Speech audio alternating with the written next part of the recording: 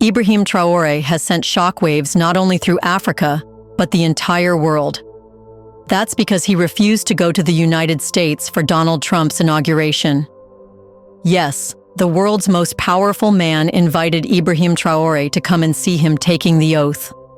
World leaders would have been deeply pleased to attend that event. However, these things don't matter for IBRAHIM Traore. Instead of feeling honored, IBRAHIM Traore saw what the West wanted to do. Therefore, he declined to attend the inauguration and did not go.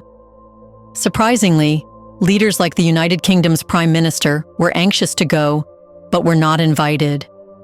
Yet, for IBRAHIM Traore, there are other important matters to address than wasting time on inaugurations.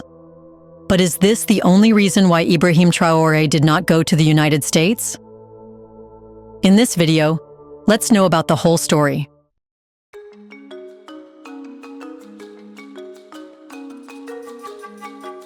In the world of global politics, where leaders struggle to secure favor with the West, IBRAHIM Traore's decision to reject Donald Trump's invitation to his inauguration was nothing short of a geopolitical earthquake. Traditionally, such invitations are considered a privilege, a sign of recognition by the world's most powerful nation. For decades, African leaders have seen Western endorsements as validation, attending these ceremonies with pride, as if their masters have called them, hoping to strengthen their diplomatic standing with Washington. But for IBRAHIM Traore, such gestures meant nothing. When Donald Trump extended an invitation to Traore, the young leader of Burkina Faso did not see it as an honor. He saw it as a trap. While other world leaders would have relished the chance to be in the room where deals are made, where the American establishment picks its new allies, Traore was keenly aware of the real motive behind the invitation. He knew the West was not inviting him out of admiration or respect. It was an attempt to co-opt him, to bring him into their sphere of influence, to control him. And Traore was not about to let that happen. For Traore, this was not about politeness or diplomatic protocols. It was about Africa's dignity and independence. He had seen what the West had done to other African nations, how leaders who wanted the approval of Washington and Paris ended up as puppets, their nations drowning in IMF loans, foreign military interventions, and economic slavery. He was not going to be one of them. His rejection of the invitation was a declaration of Burkina Faso's self-reliance, a signal that he would not be another African leader parading in front of the West like a loyal servant.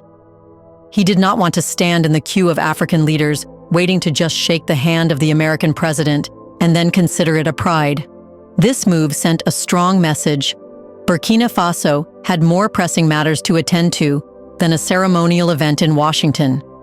It is no secret that the West has long tried to control African nations through diplomacy, economic leverage, and military intervention.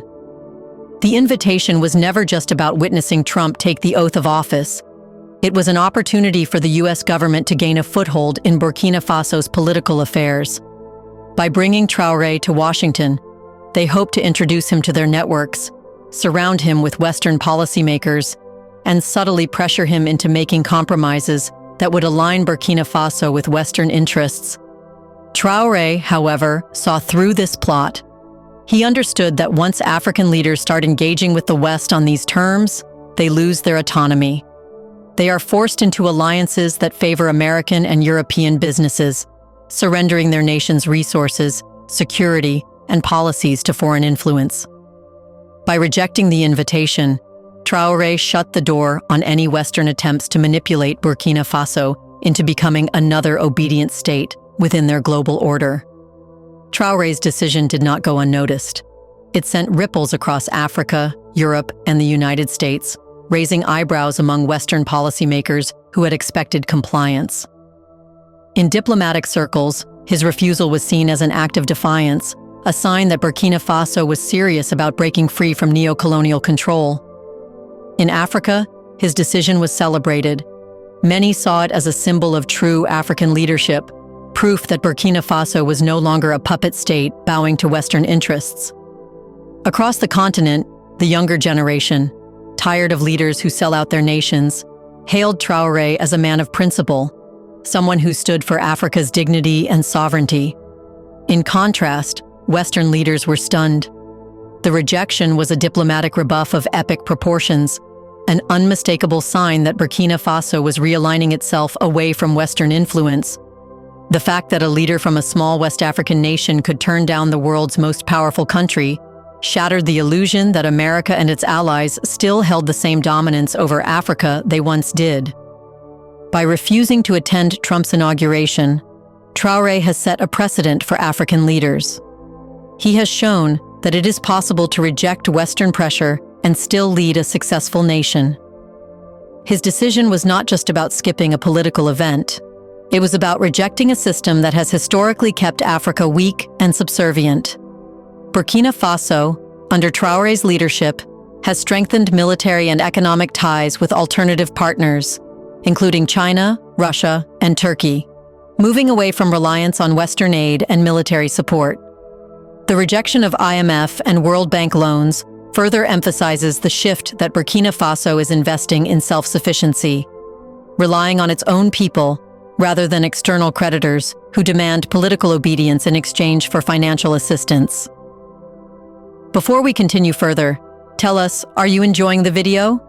If yes, please like and share the video and subscribe to our channel to watch more videos on Black Africa. Let's continue now. In the aftermath of reports that Ibrahim Traoré had refused to attend Donald Trump's inauguration, a shift in narrative began to take shape.